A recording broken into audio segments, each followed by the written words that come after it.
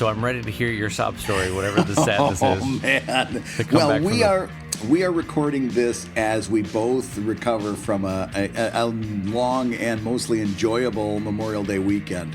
But let me tell you about Friday as we're getting ready to go. The kids are in school. Carolyn is at home packing. We're going to go camping. We typically do like a family camping deal on Memorial Day weekends, and there's a YMCA campground in the Poconos. And us and a couple of other families that all have kids about Alex and Max's age, we all get together, we get a big cabin, and there's everything there. There's a lake. The kids can go boating and fishing and hiking and biking and horseback riding and just and mostly it's all kind of secluded so they can be independent for 3 days straight. We don't eat. We meet up for meals, which is all at this central dining hall, which is great because you don't have to make the food. You know, it's just there. And other than that, they just run wild, which is good for younger kids to have that kind of independence is a good thing. And so we're looking forward to this. And wait, I gotta stop you. Does this story end with you in a well, like stuck in a well? No, I'm just getting the good part of the story out of the way, so you can tell, so you can see when I tell you the rest of this, you'll know what I was up against. But no, the actual I'll flip over some of the cards. We did make it to the campground, and it was a fantastic 3 days, But Friday... Oh, no. I know I'm in for trouble story-wise when it starts off with, we did make it to the campground. Oh, my God.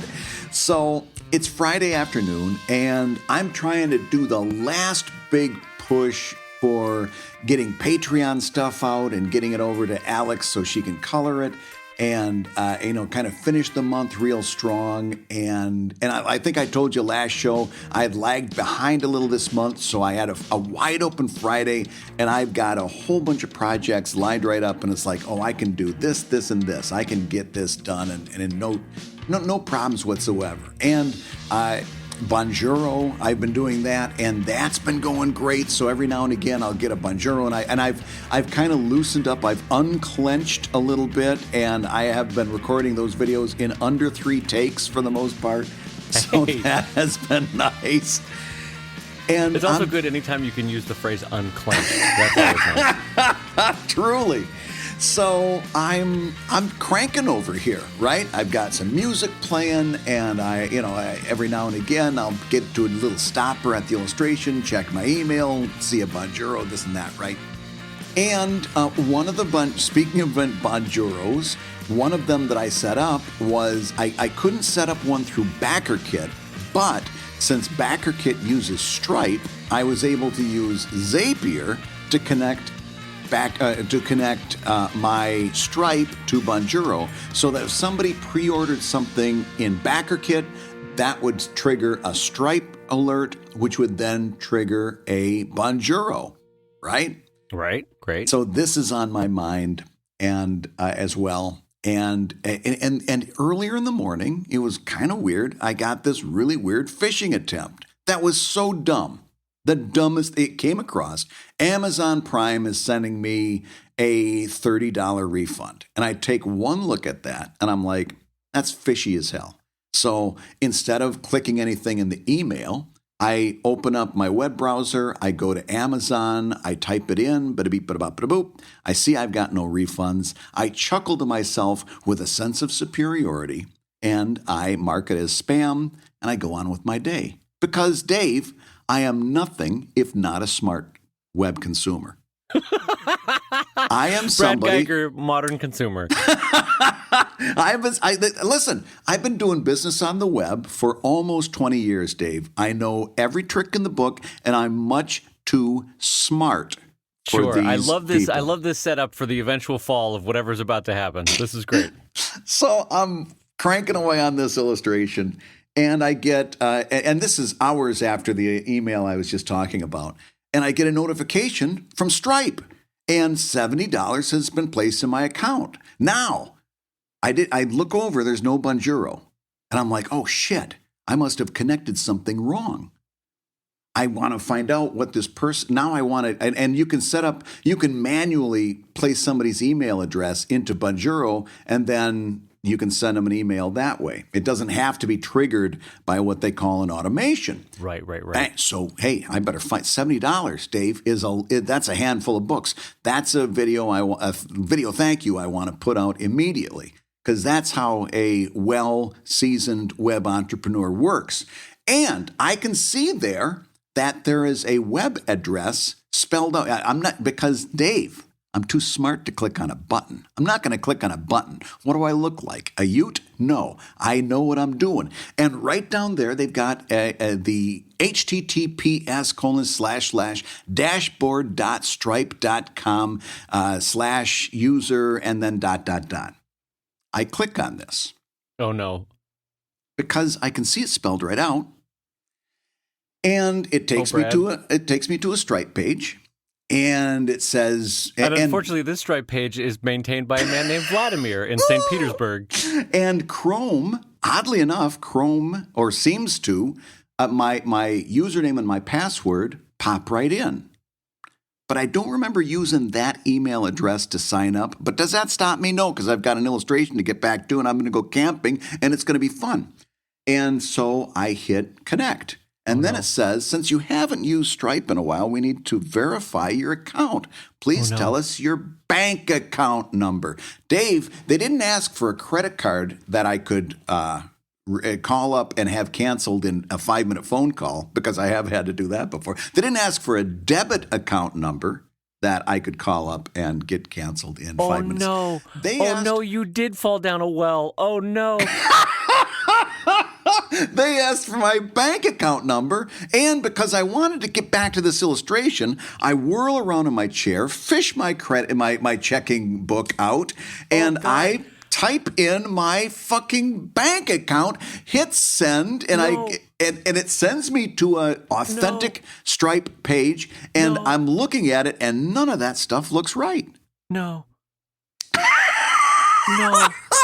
Oh, Brad, I got to tell you, I have tangible anxiety right now in this point of the story. I'm so anxious. Oh God. Imagine my anxiety, because by the way, that's where all my Kickstarter money is. Oh no. And now it's dawning on me that I'm a big dumb guy. And I do a quick Google search. What could somebody do if they get a hold of your bank account number? And immediately somebody says, well, listen, all they've got to do is figure out what bank it's from. And this is not a small bank. All they got to do is figure out what bank it's from, go in there, do a wire transfer, and you're done. Oh, God. Fuck me. So I go running to my local bank chapter, and I walk in, and there are 3 people ahead of me waiting for the customer service rep. Neither one of the 2 tellers can help me do what I need to do, and so I wait for an hour. And this is about 1:00 in the afternoon. So I wait for an hour, and I go in and I tell them what happened. Okay, no problem. They say we can get this straightened right around right now. Sit down. Here we go. What's your bank account number? And I give it to them, because that seemed to be the thing to do that day. And and she says, "Oh no, it's a business account. You've got to bring in proof of your EIN. You got to bring in proof of your DBA and a bunch of other. And we can't do it unless you have that information." So I go back to the studio, and I'm just. Well, could you at least, while you were there, just say put a freeze? Oh no, you can't, because you have to have. And I couldn't close out the account, or I couldn't do too much to the account, because I had 3 pending transactions, which were all legitimate. Oh, Brad, I got to tell you, I am not enjoying this story. My anxiety is going through the roof. I need to know if your kids are going to eat this month. This is making me very anxious. My kids are going to eat this month. Okay. Oh God. Thank God. Okay. So, that's right. You did get to the campground. All right. I did get to the campground. So there was a happy ending. And they didn't find me, at the bottom of some bog with a note tied to my shoes. It was okay. I want to cut to the other side of the story, right? So while Brad is going home to get his EIN number and his proof of DBA and all that sort of stuff, so we're gonna smash cut to St. Petersburg, where Igor swivels around on his chair and goes, "Vladimir, you won't believe what just happened. Idiot enters bank number. We have it. He's full in Philadelphia. He tried to get to campground." And so just as a tangent, as long as we're in St. Petersburg, one quick tangent. So you look at like Amazon Prime, and by the way, they both had the same logo at the bottom. And go to my Twitter because I posted the logo. It's an app called Get Response, and it has a little circular logo. Both of these phishing attempts both used this app called Get Response. Whatever that is, I don't know what it is, but they both had it in common. So go to my Twitter feed and look at my posts from this past week. Familiarize yourself with that logo so that if you see it, your antenna goes up. But God. So I'm back at the studio and I'm like, oh, okay. I think I can. I've got everything. I am fairly organized. I think I can find 2 out of the 3 documents that she said. And I did. And I said, screw it, I'm going to go back. So I go back with these documents. And I said, I've got this and I've got this. And I said, what can we do? And she says, we're not going to be able to fully shut down that account. She says, but we can open up a new account.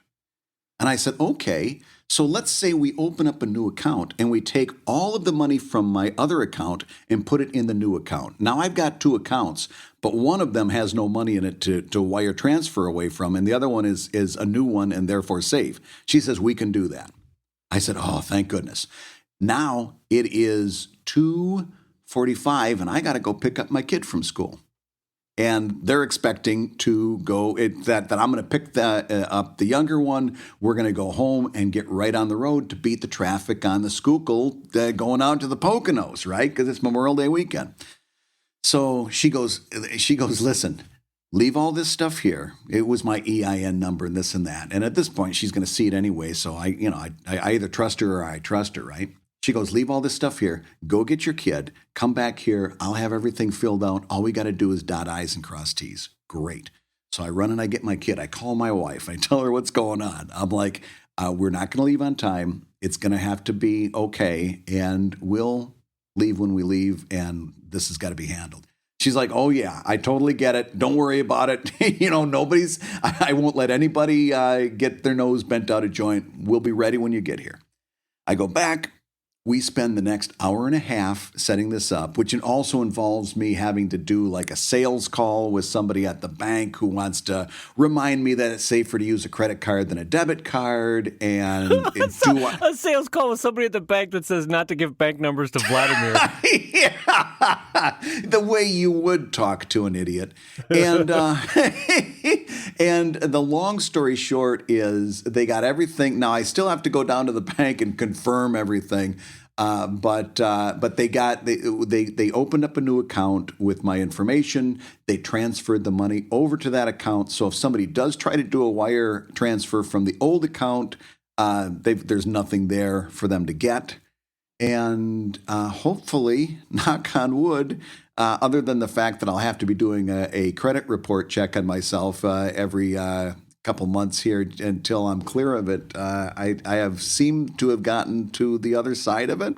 Oh, my God. But I literally got into the car and just vibrated. I flung Carolyn the keys. I said, you're going to have to drive. You do not want me behind the wheel during Labor Day traffic or Memorial Day traffic. I will kill somebody. And so I got to tell you, my palms were actively sweating during parts of that story because I got so nervous for you. Oh, God. It's the dumbest thing you can do. And it's so people say, how does phishing, who falls for this phishing stuff? Number one, it was just the right combination of keywords. It was Stripe, and I was expecting something from Stripe eventually so I could test out Bonjoro. And it was the number was just right. That's a handful of books. And it wasn't a button that I was clicking. It was a URL. But when I went back to that email, I didn't even know you could do this. When I went back to that email and hovered over the URL, At the bottom, in your browser where it tells you the URL you're going to, that was a completely different address than dashboard.stripe.com/whatever. Yeah, so I was going to say the pro tip that you can do is always copy the link. Don't click on it. Copy the link and then manually paste it into a browser, and you'll see that it's not at all the link that you want to go to. Yeah. Or like I had done with Amazon Prime, open up a separate browser window and go to the place that you're going to. Yeah, like go to the actual account first. I could have gone right to Stripe. I know how to do that. And then see, to prove to myself that I've been duped, that's what I did. And then immediately it sends me this two-factor authentication. And it's like, oh, yeah, I've got two-factor authentication. I don't need to be putting my account number in. I've got TFA. Well, and then the worst part about this too is that you were on top of it. You realize what happened immediately. But what makes me mad about these ones is when it hits the elderly who are just, God bless them, they're 80, they just figured out computers 5 years ago, and now somebody's phishing attacked them. They don't know what's going on, and someone's taking them for all they're worth. And that's like the lowest form of humanity to me, is stealing from someone who's a couple years away from the grave. Anyway. Or even just stealing from somebody who's old enough to know better and didn't in that moment. But that's the thing. Right. In that one split second, I clicked and changed the next several days. I changed what I was going to be doing and focusing on with one freaking clip. So there's another pro tip. Slow the fuck down. Holy shit. I could have taken 10 more minutes to do that, and I would have saved myself, no small exaggeration, 10 hours I could have saved. 10 hours, and also you probably have a tiny lingering anxiety even now. So, listen, my stomach was wrecked for the rest of the weekend. I had so much acid on my stomach that had to finally get through my system. That there wasn't a meal I enjoyed. It was without getting too graphic. I had stomach problems that still haven't completely cleared up, just from the sheer volume of acid that my stomach produced Friday afternoon. Geez. Holy cats. Wow, Brad, thank you for starting us off with a huge amount of anxiety. That's delightful. Well, listen, you better get to the point where you say on that note real quick, because if you don't, I'm going to start crying. Well, listen. Since that story only took 55 minutes, I'm going to say you've been listening to Comic Lab, the show about making comics and making a living from comics. Your hosts have been Brad Geiger. Making a living for the time being until he finds out what they got to that he doesn't know yet. I will warm this up, because let's turn this into a happier note, and we'll say, well, hi everybody, and welcome to Comic Lab, the show about making comics and making a living from comics. I'm Brad Geiger, editor of webcomics.com and cartoonist of Evil Inc. And I'm his anxiety-prone friend, Dave Kellett, cartoonist of Drive and Sheldon and co-director of Stripped. And this week's Hour of Comics Advice is made possible by your support at patreon.com/comiclab. And Dave, let's turn this thing around right now, and let's get to some good news. The good news is I had a delightful weekend. I'm tan. I'm rested. I sent no money to Russia. I'm feeling good about it. That was good of you. Now, what did you do over your Memorial Day weekend? I drank a lot of margaritas and sat by a pool. That's what I did. Good for you. So I was very excited to do that, and now I want to sleep for 4 days. It's always funny after a vacation when you're just super tired. Although I am excited to get back to cartooning. I kind of miss it. I didn't do anything for 3 days, and which is rare for me. And so I'm excited to go draw later today, which is good. Yeah. So listen, let's start out with this. Bonjoro. We talked about it a little bit last week. We talked about it the week before.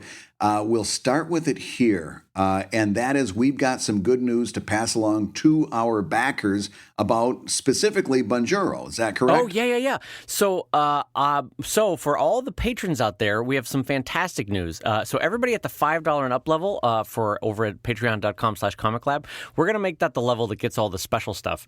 Yeah. And so I reached out to Bonjoro after last week's episode, and I said, hey, what can you give us in terms of a discount code for all of our backers? And they gave us a 20% off discount code. So you couple that with the annual fee, and you can get the price of Bonjoro down really significantly. And so we're going to post that up for all of our $5 backers over at patreon.com/comiclab. You can go over, grab the discount code. And Brad and I, by the way, are going to be using it as well. I've got one more day on my free trial, so I'm going to be using it within 24 hours, as long as I've got a debit card I can use to pay with it. Well, here's what's funny, Brad. When I emailed the guys from Bonjoro, I said, "Yeah, so we're a comics podcast, and we'd like to share it with." And their response was, "Well, isn't that interesting? I guess it takes all kinds." Was basically their version of what they were saying. Like, I was like, "No, for real, cartoonists make a living online, and we can." I just like the response of, "Well, it takes all kinds, doesn't it?" Oh my God! At least they didn't say, "What newspaper are you in?" So anyway, that's going up on patreon.com/comiclab for all of our $5 patrons. That's $20 off, or 20% off, not $20 off. It's actually more than $20. But I wanted to lead with this because I realized that Brad and I were very excited about talking about Bonjoro, but I want to put a big caveat on this and put the brakes on it for people. Don't sign up for Bonjoro because it still is a lot of money with 20% off. Don't sign up for it if you don't already have existing ways of monetizing your cartoon, or if you're not established enough where money is already coming in. And it's a version of advice Brad and I always have, which is basically don't put the cart before the horse. Don't start worrying about T-shirts until your comic is good. Don't start worrying about going to conventions until people are clamoring for a book. And so you don't want to sign up for a service like this until, frankly, you're on your way. You've started getting, I don't know, Brad, what would you say income-wise? I would say low 10,000 and up, maybe,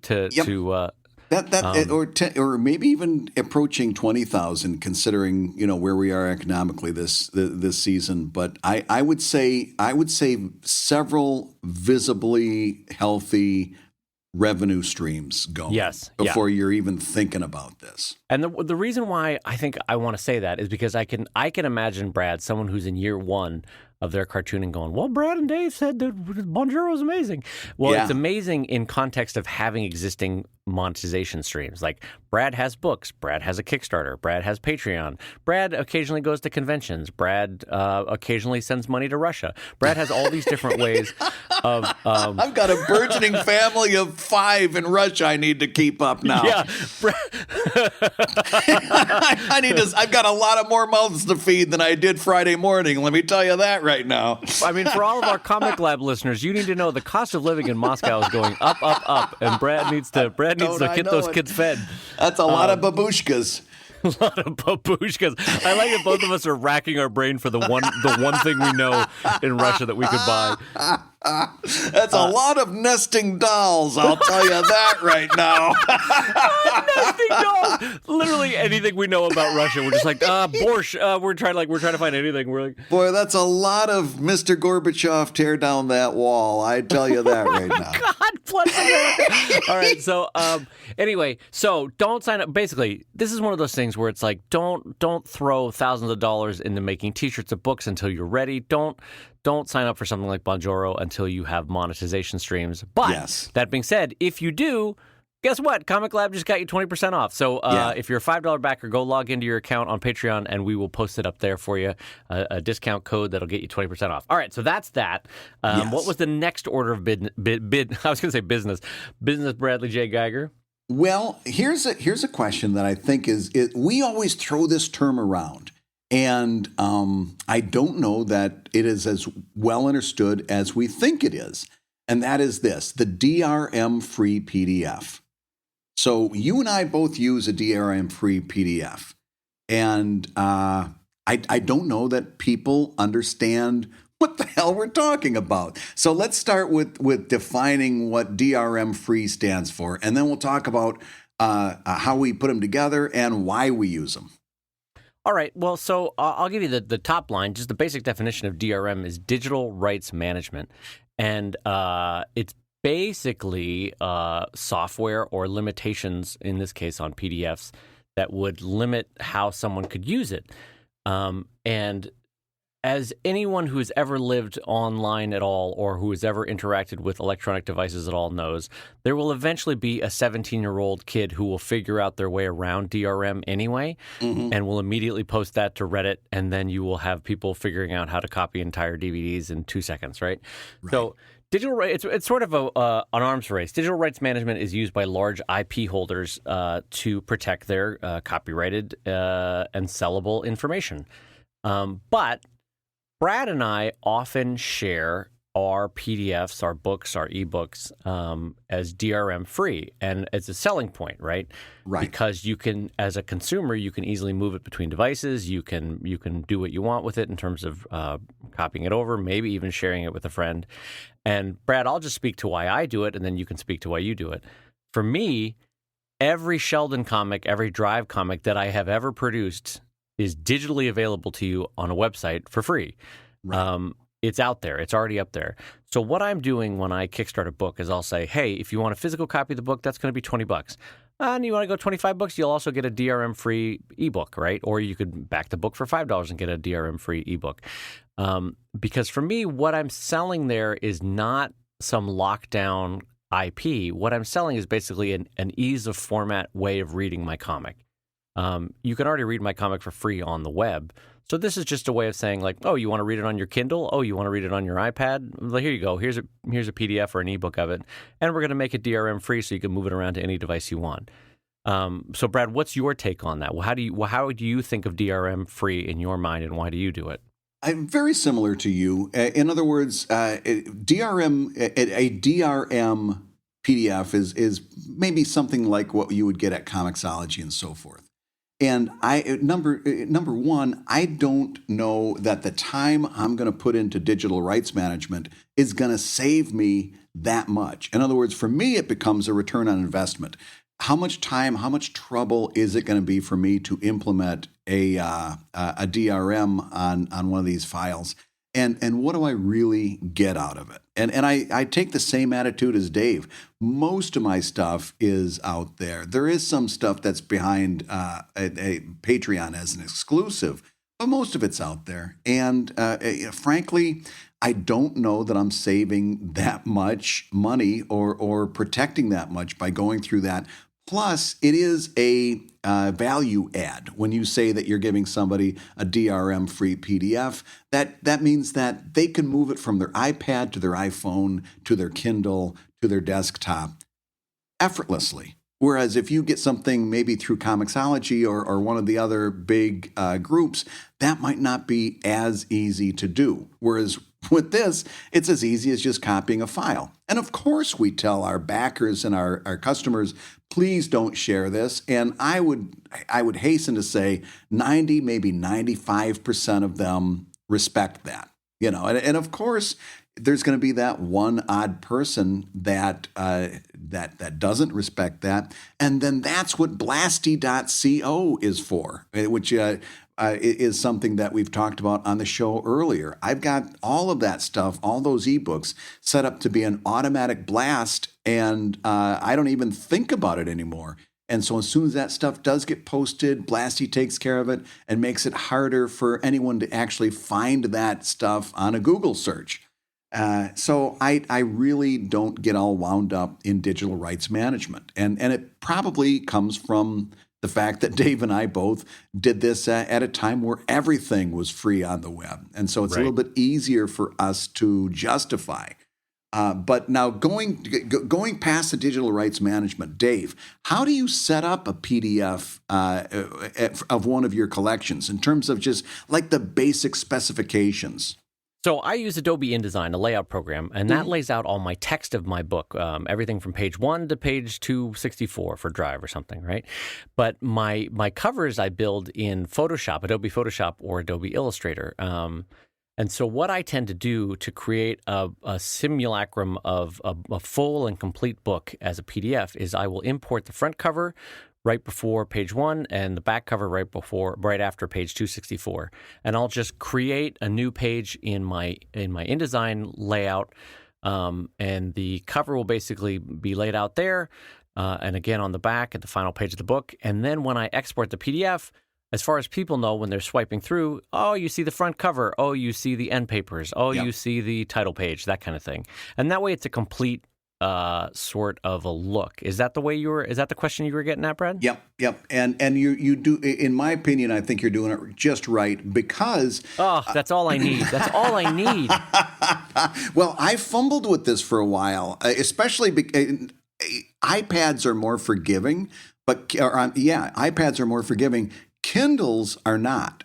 And when I would export that to my Kindle, I would get a really weird front page because it borrows from the front page what it gives your cover in terms of the icon that you see on your screen on your iPad. Right. So yeah, definitely do that. And if you're worried about, I can't imagine like 2-page spreads are very important in a digital reading experience. But if it is, just realize that importing your cover as page 1 means that you need to put another page after that so that page 2 starts on the right-hand side.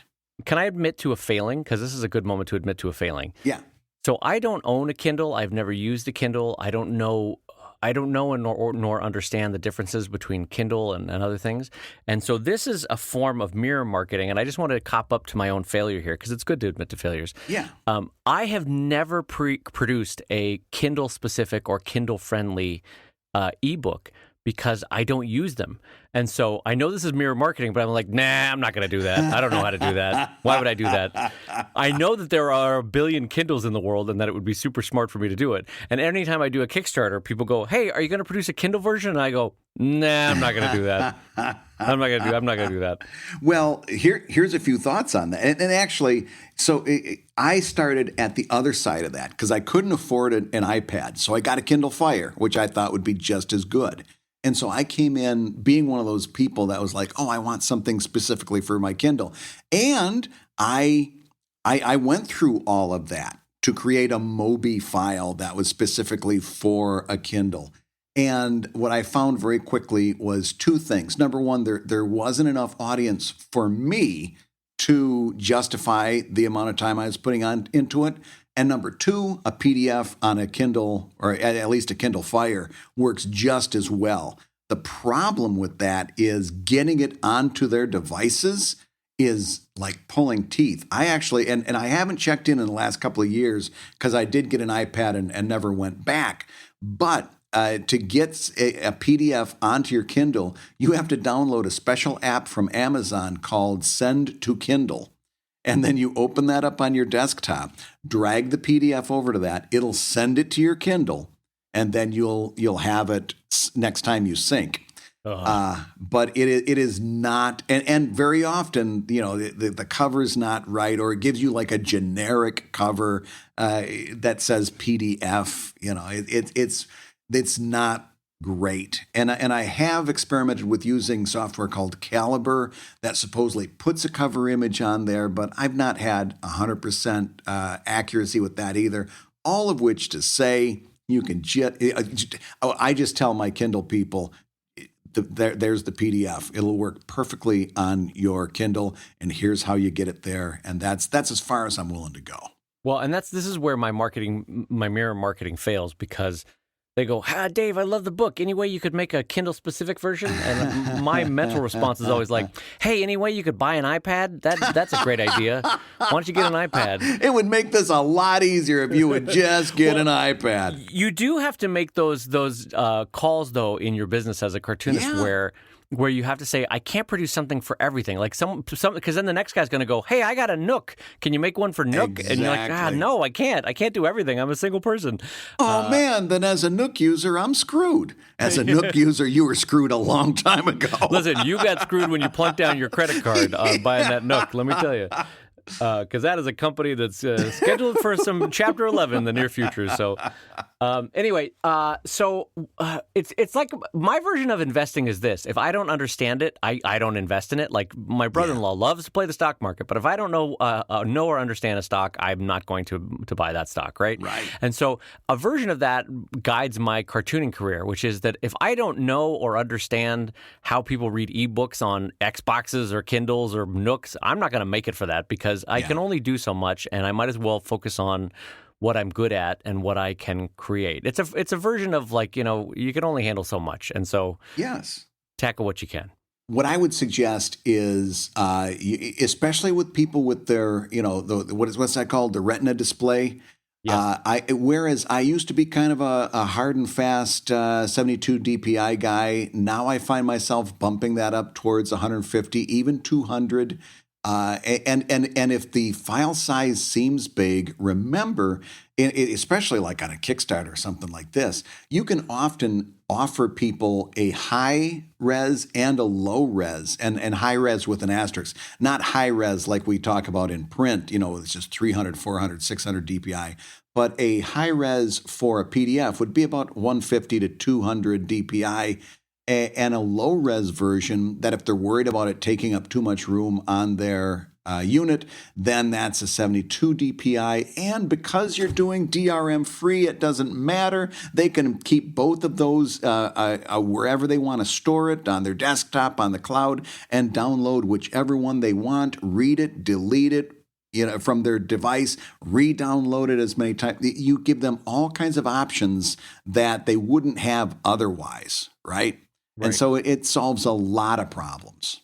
Well, I think that gives a fairly buttony answer to that about digital rights management, right? Yeah. Or the only other thing that I would say about digital rights management is this again goes back to our idea of like, don't operate from fear. If your great fear is that someone is going to steal your work, right?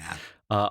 On one level, that means that there is a market and an interest for it. So great, that's good. Yeah. But B, as long as you prepare the files in a way that they can't create it in print, which is where the money is, right? Then you're okay. I think like you just protect yourself as much as you can from the outset, and also just have a little trust in humanity that the average person is not going to steal it. And if they do, it's at a scale that's so small to you that it's not going to impact your business. Yep. Take it from a guy that does not safe for work stuff that is prime target for pirating and stuff like this.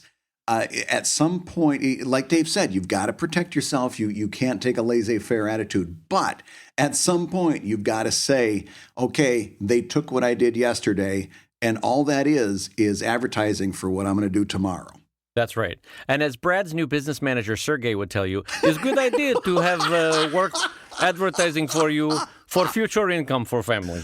I've already, man, I cannot do Russian. I've already upgraded to the higher degree of borscht.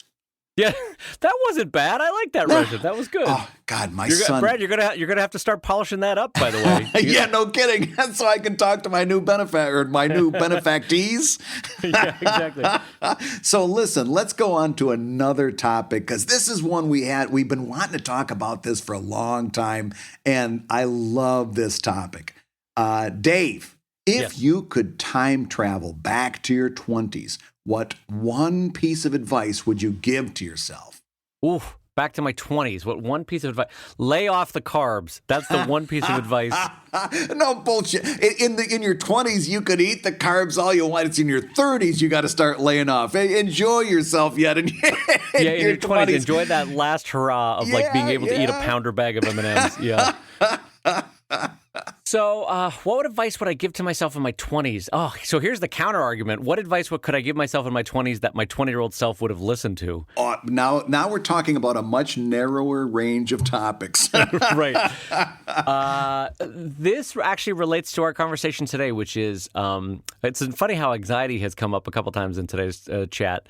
But I would tell I would have a couple pieces of advice, which is, one is that the internet is a tricky place to start a career. And I know that 25-year-old me was very conscious of everyone else's successes and my comparative failure, right? That was a big part of my 20s was, God, look at, oh boy, User-Friendly is doing amazing. Oh, Penny Arcade is building a career for themselves. Oh, I'm trying to think of other comics that were big in my 20s. Anybody else that's not me is doing great. Sluggy Freelance. Oh my God, Sluggy Freelance. I would check on his successes all the time. So my advice to my 20s is that classic internet advice of don't compare your failures to other people's highlight reels. Yeah. That if you are plugging along and working away, focus on your own career and your own hallmarks of success, and don't worry so much about how you are quote unquote falling behind somebody else. Yeah. If you keep plugging away, Dave, 20-year-old Dave, you're going to be fine. Just keep working. Keep your head down. Pay attention to their careers for what you can learn from it, but don't worry so much that you are being left in the dust or being, left behind. That's one piece of advice I would give myself. Kind of like it's a marathon, not a sprint type of mindset. Exactly. When you're 25, you just want it all right now. You want your full career right now. And I needed to tell myself, like, it's okay, champ. Bring it down a notch. You're going to be okay. Well, especially because all through your teens, you couldn't wait to be an adult so you could do adult things and be an adult cartoonist and be a business person. And it's like, okay, I'm finally that. Not now. Where's my success? Where is it? Yeah. Boy, I have a lot of thoughts I want to give to my 20-year-old self, but let's let you do one or two first, and then I'm going to come back to me. Go ahead. What would you tell? All right, you're time traveling back to 25-year-old Brad. He's got those glasses on. You're going to want to tell him about those glasses. You're going to want to tell him maybe to eat a sandwich now and again. Yeah. So what else would you tell him?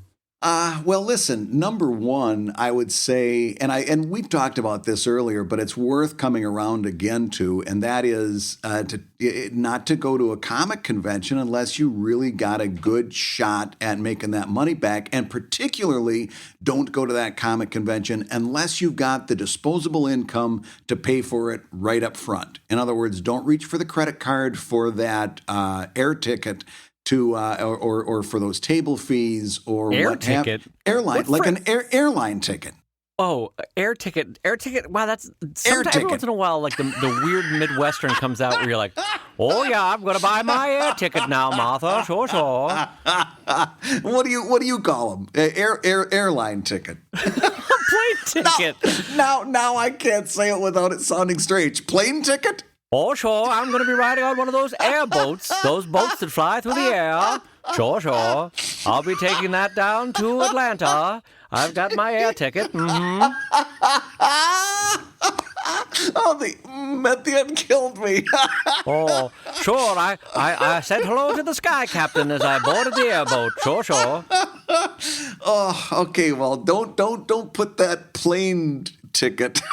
It doesn't even sound right now. Don't buy your air travel, huh? Don't buy when transiting between cities, friends. When you're buying your air ticket for your skyboat, make sure not to use your plastic money, as we call it. Ha ha! That's something Mother and I like to joke about. Plastic money. Well, don't do that. Don't put that stuff on a credit card thinking you're going to make it back. Because what happens is, the con number one, you make some of it back, but not all of it back. Con number two, you make most of it back, but not all of it back. Con number three, you make it all back and maybe a couple bucks more that you splurge on to celebrate your good fortune and don't put it back into the business. And by the end of the year, you've racked up a nice little credit card debt for yourself that now you've got to shovel like crazy because of those insane interest rates to get rid of. So can I ask you this? This is a sincere question because you've mentioned this a couple of times that you would go to you would turn to a credit card to do a convention. Oh yeah. Did this actually happen? You did this?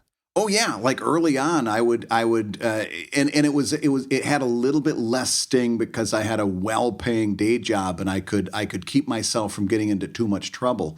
But looking back, it's like, oh my gosh, there's so much I paid in interest fees that I should have been managing that money so much smarter back then. It really kind of makes me cringe. It's so easy to lose track of that, and then come to the end of the year and go, oh gosh, this is not good. I got to pay that down. Oh boy, that's a great.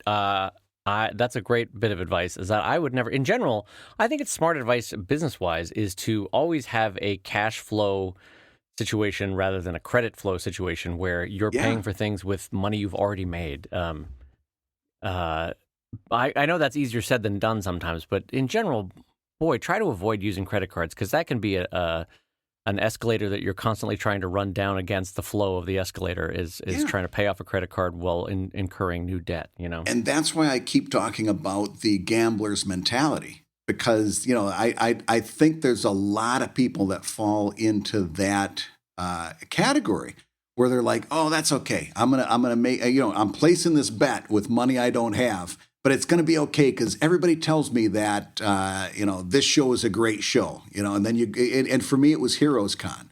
Everybody told me, especially for superhero comics, Heroes Con is a great con. And I went there and just stood alone for the entire weekend. And it's like, oh my God, I can't believe I sunk this much money into doing that show. And I don't remember specifically whether I bought anything on a credit card for that one, but you see my point. It's really easy to rack up a debt and then to go, oh geez, I really need to pull back in this next year and get rid of that because it's not a good thing. So one other thing that I would tell my 25-year-old self is, I used to be, and still am in some respects, I used to be a workaholic because I wanted it so bad. Brad, you know that feeling where you just want it so bad. Well, and you've got the energy at that point too. I mean, yeah, you're you do, full and of it. You don't have kids yet, so literally your schedule is wide open. And so, my 25-year-old self, I would work that 40-hour a week job at Mattel and then come home and do 25 to 35 hours a week on Sheldon. And it's great. I wouldn't stop myself from doing that because, in large part, that made my career, was that desire to make it happen and the work behind that desire. So that's fine. But I would say this to myself is, for God's sake, 25-year-old self, you don't think that this is going to happen, but focus on your posture because eventually it's going to catch up with you. Yeah. Because of my overworking, I ended up getting, as you know, Brad, costoclavicular syndrome in my right arm. Yeah. In my shoulder, my right shoulder. And it was 2 years of physical therapy, like twice, 3 times a week to get that fixed. So if you're going to be a workaholic, and that's fine, just make sure you're taking breaks, 25-year-old self. Boy, talk about a message that 25-year-old me would not listen to. 25-year-old me would look at me and be like, whatever, old man, I'm eternal. I'm strong as an ox. And I've been doing this for months, and I feel fine. Yeah. Sit down before you fall down, old man. That's what 25-year-old self would say to me. Well, I've got one other because this is one I really wish that I had gone back in time, and that is, don't get all tied up in that one project. In other words, look at yourself as a creator, not a guy who does that thing. And the difference is, I've said this before, I would have stopped Greystone Inn way earlier and maybe transitioned out of Evil Inc. a little earlier and did some other things. And I would have kind of freed myself up to be Brad Geiger. And in 2005, I'm going to do a comic about pirates. And in 2006, it's going to be a space opera. And in 2007, it's going to be this other thing, maybe a buddy comedy with, college roommates. I think I would have freed myself up to do more of that. And I think at the end, I would have stretched them out over further years as I got better. But I think by the time we get to 2018, I'd have such a repertoire behind me that I think it would have been a benefit to the work that I'm doing now. It's so funny, though, because I agree with you that there's a part of me looking back that I remember at the time when our friends Chris Straub and like David Malky were working on a bunch of different projects. And I was like, you got to focus on one thing. What are you doing jumping around a lot? And so I don't know that I would have even listened to that advice, but looking back, like, it's really solid advice, because here's our problem, Brad, is that we grew up in an era where, for lack of a better, not lack of a better guidepost, we all wanted to be Charles Schultz, and he did Peanuts for 50 years, and by God, we were going to do Greystone Inn for 50 years or Sheldon for 50 years. And so that's what we wanted to be. But now we're in an age where building and branding a career around yourself as an artist, you can bring your audience with you to different titles if you do it right. Yeah. And so I wouldn't beat up 25-year-old Brad too much, because he was doing the best with the information he had in front of him. And that mostly was, you build a career as a cartoonist around a title, and by God, you're going to die doing that title. Yeah. But now, like, if I was looking at a younger person starting now in 2018, I'd say don't stick with a mistake just because you've spent a long time making that mistake. Feel free. That the sunk cost is already sunk at this point. Move on to the next thing. And move on. And it's not a failure. It's actually an opportunity to do something new and better. And by the way, like I've told this to a couple people that were struggling with it, you can always go back to that thing. This thing that you're working on now, you can always go back to it. There's nothing says you can't say, okay, I've worked on this other thing for 6 months. Now I'm going to go back to that other thing for a little while. You can go it's home again. Wide open. You can do whatever you want to do. And yeah, you mentioned the two guys that are always on my mind with this, Chris and Dave. Those guys early on got it. It was all about what they wanted to do, not necessarily this title that they became known for and started to get some notoriety for. And they were right on. Right. Well, before we move on to the next topic, I want to just reiterate to 25-year-old me, really, honest to God, David, lay off the carbs and the refined sugars. Like, you've got to, you're going to regret this. So stop with the milkshakes. Stop with the, come on, treat yourself better. Ooh, yeah, that's a biggie. That stuff. I did see pictures of myself from the camping trip, and I think maybe it was just because I was wearing a big sweatshirt. But it's like, yeah, I could stand to lose a couple. Holy cats! All right, so next topic, Brad. You had actually brought this up on a phone call earlier, and I wanna circle back around on it because I think it's a fantastic topic for this show. Yeah, and that is this. You had brought up the idea of people that are actually cartooning in the wrong format for what they should be. That when you're doing a strip, and maybe you ought to be doing long form. Can you let's start from the top. Take me through this and take people through how you determine the right format for the story you're telling, the jokes you're telling, the characters you have, and then how do you implement that? Oh, I've been so obsessed with this lately because it's something I see all the time, and it's like when you're going to buy a new Toyota, and then all of a sudden all you can see on the road is Toyotas. This is one of those things. So here's the deal: if you are doing a comic strip that has a storyline, in other words, it's got a story that carries from update to update, whether that's Monday to Tuesday to Friday, or Monday to Wednesday, whenever your update schedule is. If you've got a storyline that flows throughout, you should not be doing a strip. Not in today's day and age. You should be doing a long form comic and either updating by the page or even updating by the chapter, depending on what you're doing. And here's why. And this just the reason I bumped this up on our list of things to talk about. I saw this comic. It was a really, really nice, dandy little comic. I really liked it. And there's this like a paranormal investigator, and he's talking to a ghost. And the one that I saw, of course, with the comic strip, along with webcomics in general, you get plopped into the middle of a storyline. But I got plopped into this strip, and it grabbed me, which is rare, right? How many times, and not just for me, I'm not super picky, but just to anybody, something to catch your taste. It grabbed me. Right. And the first panel said, you've been possessed by a ghost, and blah, blah, blah. And I'm like, oh, and it led up to a really pleasant little punchline. It was like, and the drawing style was nice. And it's like, oh, okay, I kind of like this. And I hit previous. And the first panel said, you've been possessed by a ghost. And then it led up to a different punchline. But it wasn't quite as enjoyable because I had just read that first panel 1 moment ago.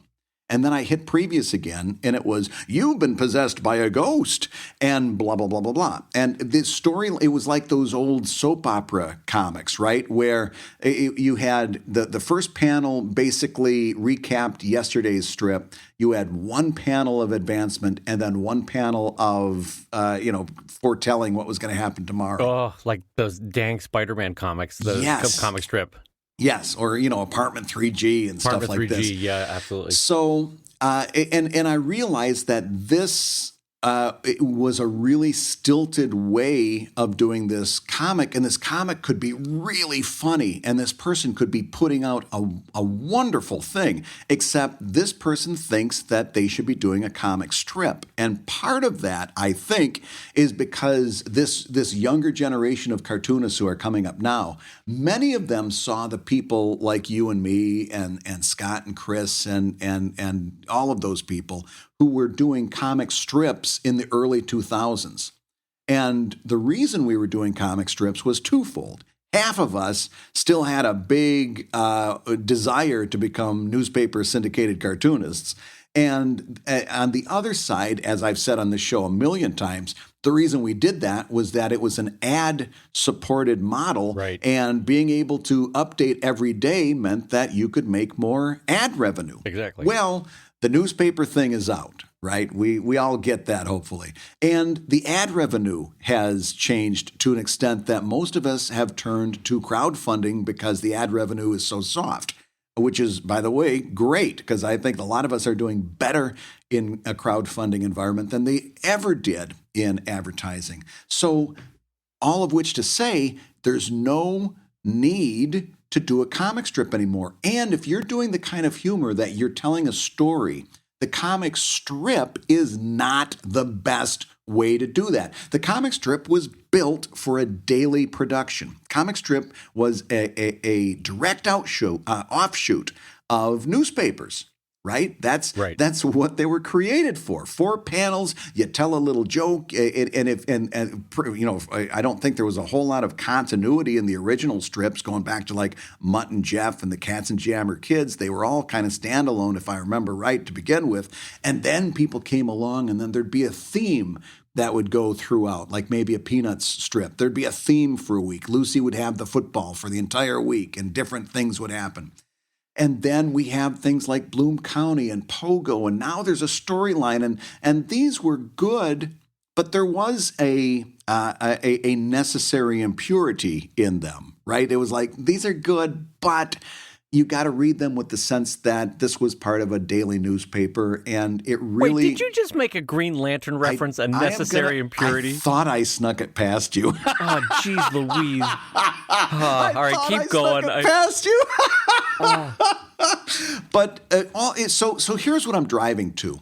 In today's day and age, there is no reason for you to be doing a strip anymore, unless you're doing something that's standalone and you're really good at writing that kind of humor that can happen in 3 to 4 panels.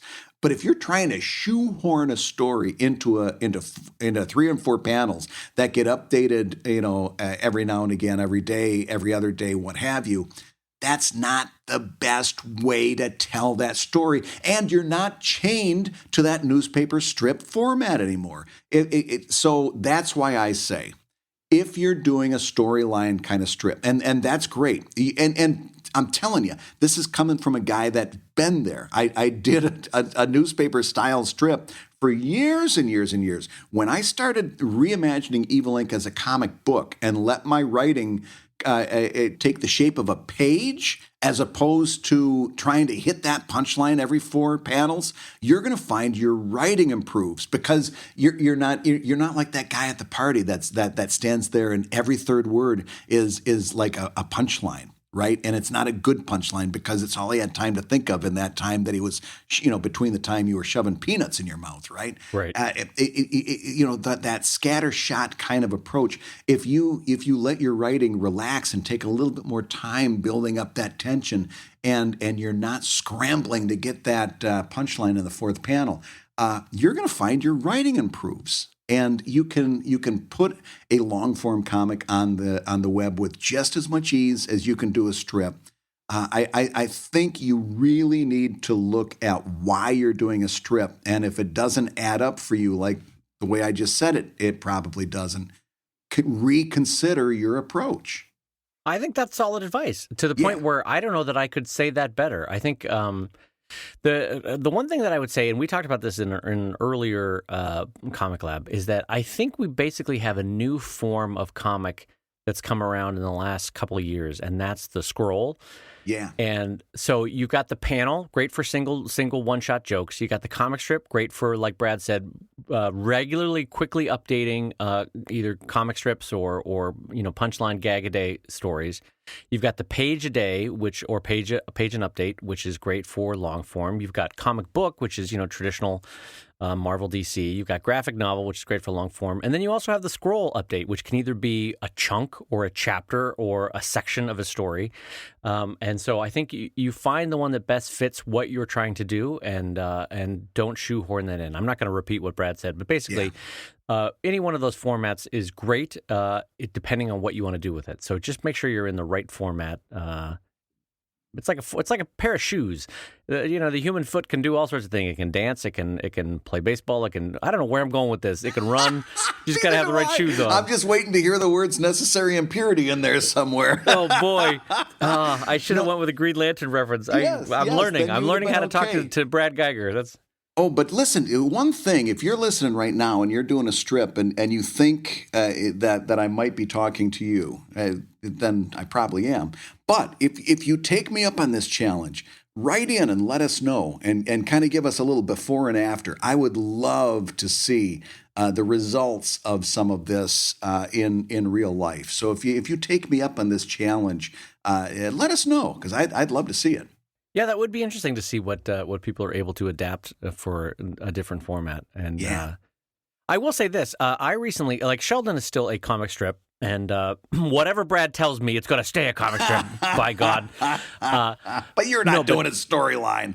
But I will say this, though, is that I have recently, and I don't know if recent is the right word, maybe in the last year and a half, I've started, it was delicate at first, but now I'm doing it all the time. Sheldon is now a vertically oriented rather than a horizontally oriented comic strip. I think that for a billion reasons online, that's just a better way to do it. And then a really large chunk of the Sheldon audience now actually sees it panel by panel, not even as a strip anymore. It's just one panel, second panel, third panel, fourth panel. So that's on Instagram and Twitter and the like. And frankly, I think that if I could do panel by panel everywhere, I would do it. There's a way to do it on my website. I just haven't figured out how to do it yet. But I've really come to like the complete step away from the comic strip. So anyway, I don't know. Take that with a grain of salt in terms of your adapting it to your own comics. But I think we're at a great time of not being wedded to one or two formats. There's a myriad to choose from for comics. Oh yeah. Well, it's like it was. So two things. Number one, it's like Scott McCloud said, almost 20 years ago, in terms of we're not beholden to the format anymore, but where he rightly so pointed immediately to the Infinite Scroll.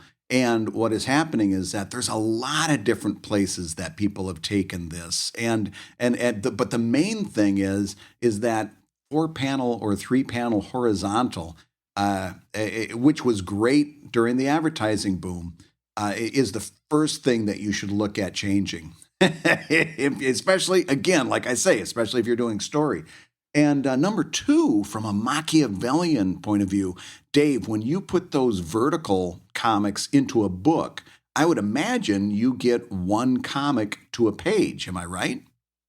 Well, what I'll probably do is I'll probably reformat it where it's 2 across, 2 across, so it's becomes a cube. Oh, okay. Or I'll figure out a way to relay it out, which is going to involve more legwork. But I think there's you could absolutely put it tall, but then you got a lot of negative space on either side of the comic when you put it into a book format. Because my Sheldon books tend to be kind of square; they're 8.5 by 9. So it's a kind of squarish book. So if I put a totally vertical strip in there, there'd be a lot of negative space on either side.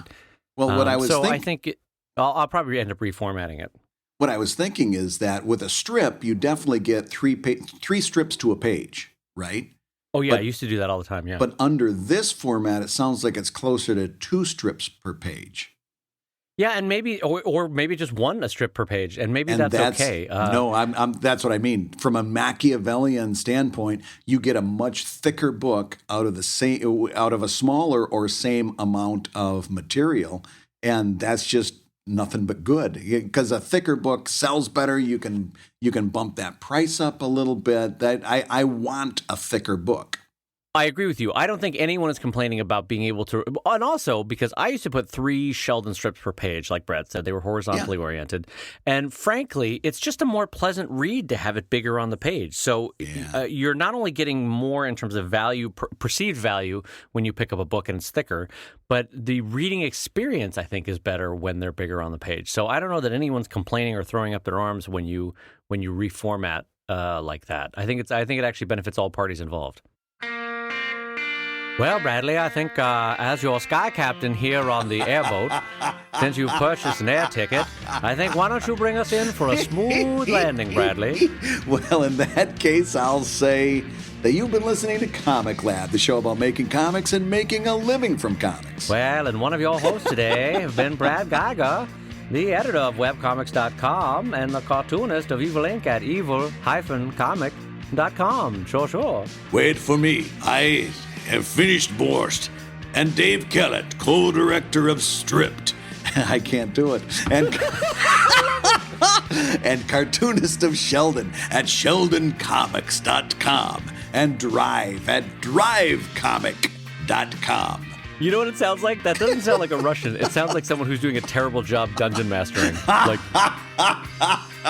Oh, I got to tell you, my son, who's my older son, Alex, has gotten really into comedy. Like he can do it, and he can do voices like as good as you and Scott. Like I should bring him in here sometime to do the Russian. He does a Russian. I'm so amazed just watching him grow. It's just I just had to take that moment of fatherliness. Sorry. That's awesome. That's a unique, wonderful joy when kids start to be able to take on new talents and surprise you. So that's awesome. Anyway, I cut us off by voices, but the Comic Lab theme song is used with permission from Andy Creighton at theworldrecord.net. Comic Lab is made possible by your support on patreon.com/comiclab. So we'll go ahead and say that twice, patreon.com/comiclab.